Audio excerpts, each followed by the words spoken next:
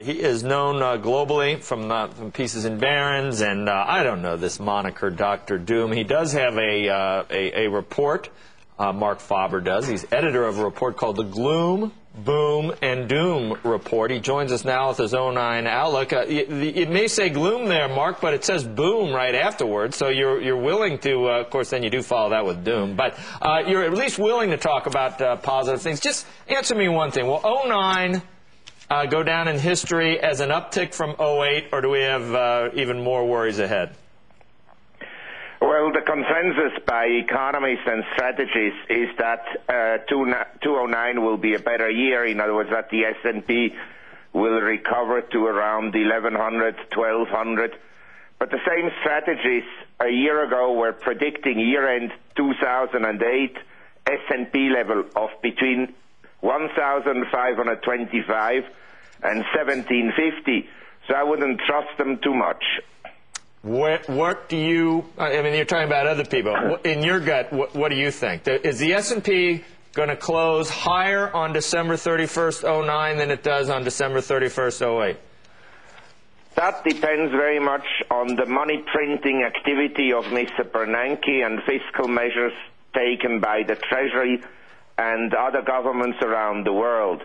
But one thing I believe is that if you're betting on some kind of money flowing again into assets, you should be into precious metals and assets that cannot be increased at the same rate as money can be printed. In other words, you want to be in gold, silver, platinum, and also oil. And I just heard before on the program that oil may drop to $25. I can tell you the world will look terrible if oil is at $25, and we're not only going to talk about GDP decline of 4 or 5% in the U.S., but in the order of minus 10% or more. Yeah. So if you believe in a recovery of asset prices as a result of money printing, you should be in hard assets, in particular precious metals.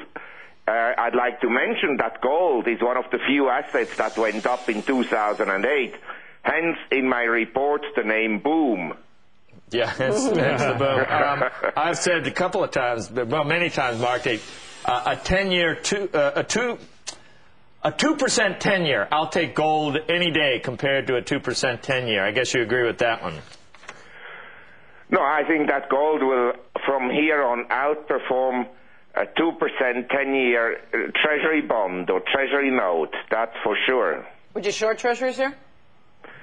I think the big trade in 2009 will be to go short Treasuries massively. But I mean, I really mean massively, because we may not have inflation for 1, 2, 3 years, but I don't see how the Fed can ever again tighten monetary policies to the extent that the Fed fund rate will be above nominal GDP growth rates and above inflation.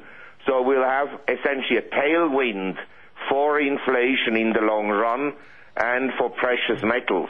Mr. Faber, Jason Trennert, I guess, you know, for most of us, we only really have two kind of historical precedents for deflation, right? That would be the U.S. in the 30s and Japan in the 90s. And I think just by listening to your comments, just get some clarity here, I guess I seem to be hearing that you're looking at the magnitude of the response, the fiscal and monetary response that has been put forth so far, as I would say, in some ways you might say better, that's almost a normative judgment, but I get the sense that you think it's certainly much greater than you saw in both of those prior instances. How does this experience with deflation compare to the other two?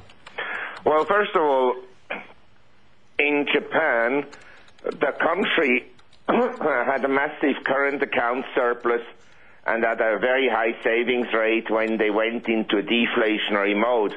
And I'd like to stress that the deflation was particularly pronounced in two asset categories, namely real estate and equities. But on the consumer price level, there wasn't a huge deflation like in the 1930s in the United States. I'd also like to point out that the typical household in Japan actually benefited from deflation in the 1990s and early part of this millennium for the simple reason that their wages didn't go down as much as asset prices, so their purchasing power for assets actually increased. Now, in the case of the U.S. in the 30s, we went into depression with essentially an external position of the U.S. that was favorable. In other words, the U.S. had net foreign assets, which they don't have today. And that is, in such a case, it's easier to have deflation. In the case of the U.S. today, it is likely that this money printing exercise by the Fed will lead to a weaker dollar. Then, of course, the question comes up, weaker dollar against what? All the other currencies are not much better.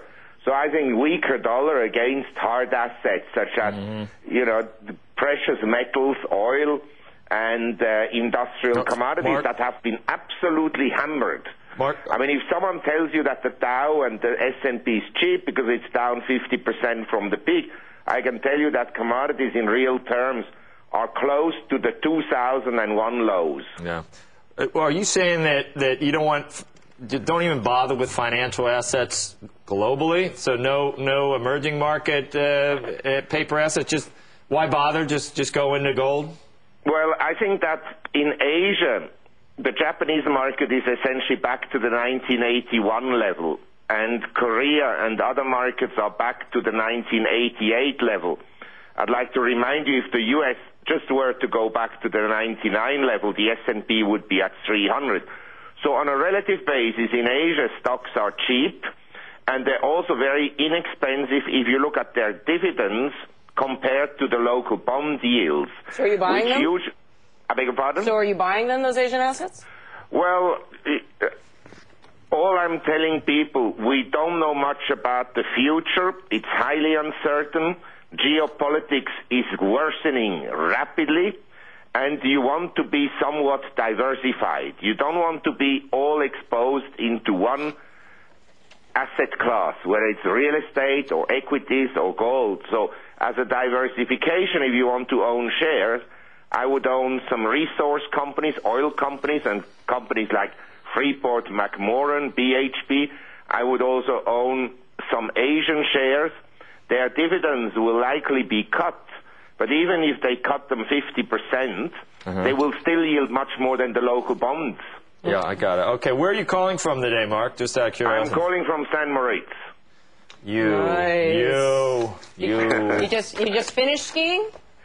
Well, today I didn't go because the weather wasn't very good, and I had to prepare the interview with CNBC. Very good. And also I had to write something. Very good. Normally I go every day at 8 in the morning. Very good. Okay, hopefully when you're back in the States, you'll stop by the studio. We'll have you on again. Yes, with pleasure. Okay, very good. I'll bring you some snow.